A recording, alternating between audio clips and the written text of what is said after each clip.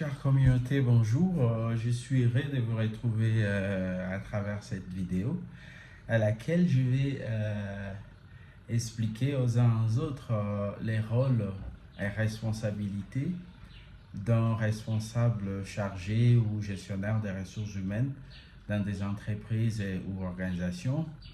Pourquoi je fais cette vidéo aujourd'hui? Parce que euh, dans ma boîte de réception LinkedIn, Facebook et partout ailleurs, je ne cesse de recevoir de demandes liées au fait que je dois trouver du travail aux uns aux autres, donner du travail aux uns aux autres, connecter au travail aux uns aux autres. Et très souvent, lorsque tu demandes à la personne de manière spécifique qu'est-ce que je peux faire pour vous donner du travail, il n'arrive pas à répondre. Ce que très souvent tu entends, branche-moi. Moi, je sais que si je vous branche, vous serez électrocuté. Alors, en ce qui me concerne, en ce que je sache, cette liste n'est pas exhaustive. Je sais que la responsabilité d'un personnel RH commence par les stratégies des ressources humaines, la mise en place des stratégies des ressources humaines. Ça va au recrutement et à la sélection. On peut aussi inclure l'intégration des nouveaux recrues, des nouvelles recrues, des nouveaux employés. Ça va au développement des talents et à la formation, la gestion de performance, la rémunération et avantages sociaux, les relations entre employés et la gestion de conflits, la conformité et la gestion de risques, la diversité, l'équité, l'inclusion, la communication et les relations sociales. Ça peut aussi être responsable des leadership et de la culture d'entreprise. Ça, c'est d'une manière ramassée, mais la liste n'est pas exhaustive, comme je l'ai dit.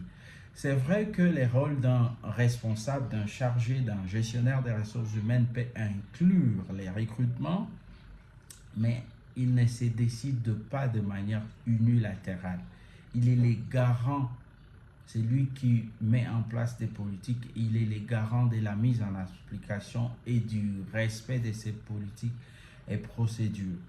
Si les personnels RH n'avaient pas des contraintes que parfois lui-même contribuait à mettre pour minimiser les risques, il pourrait se décider de ce que serait sa rémunération.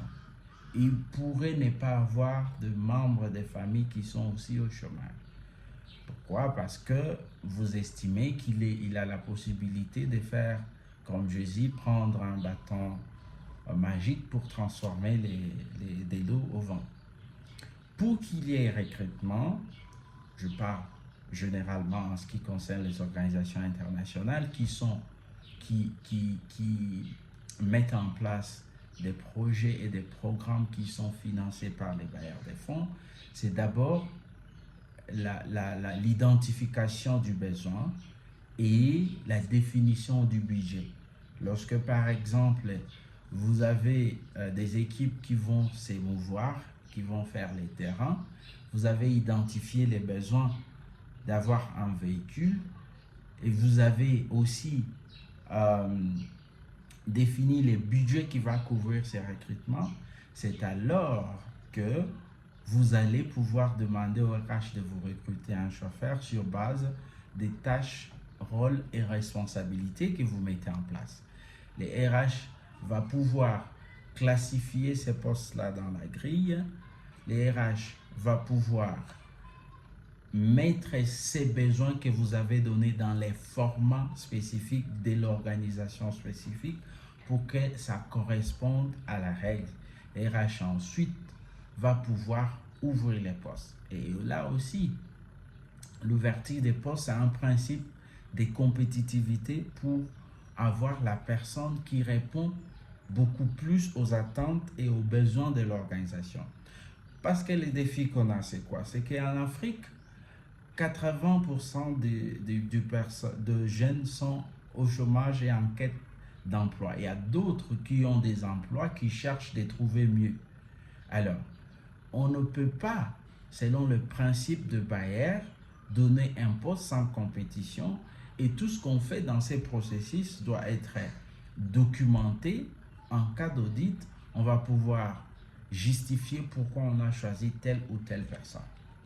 La seule chose à laquelle un personnel des ressources humaines ou un expert en ressources humaines peut faire pour aider quelqu'un à trouver de l'emploi, c'est l'accompagnement. L'accompagnement commence d'abord par l'insertion professionnelle, l'aider à rédiger un curriculum vitae qui répond aux exigences du marché d'emploi actuel, une très bonne lettre de motivation qui va avec, un accompagnement dans la recherche et aussi un accompagnement dans la préparation de tests et des entretiens.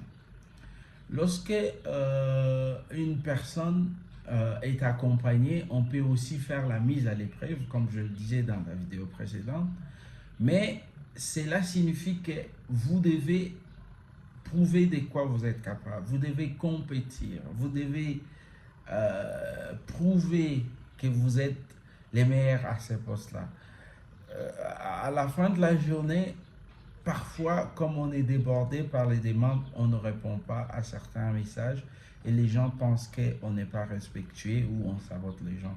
Mais on a toujours expliqué peut-être que dans les ateliers, dans les job days, vous pouvez trouver la possibilité des opportunités, vous pouvez trouver des gens qui vous accompagnent dans la recherche d'emploi. Nous-mêmes, sur cette page, on accompagne les gens à rédiger des CV qui répondent aux critères du marché actuel de l'emploi et nous accompagnons aussi les gens dans la recherche de leur carrière et aussi dans l'insertion professionnelle.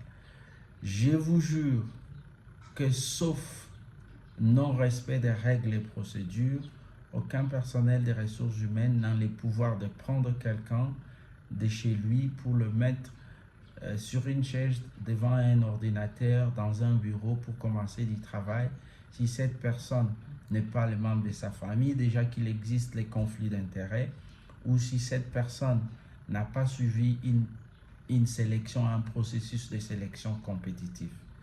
Restez connectés et nous allons revenir prochainement avec d'autres vidéos. Et dans l'entretemps, on vous souhaite une très bonne chance dans vos recherches. À très bientôt.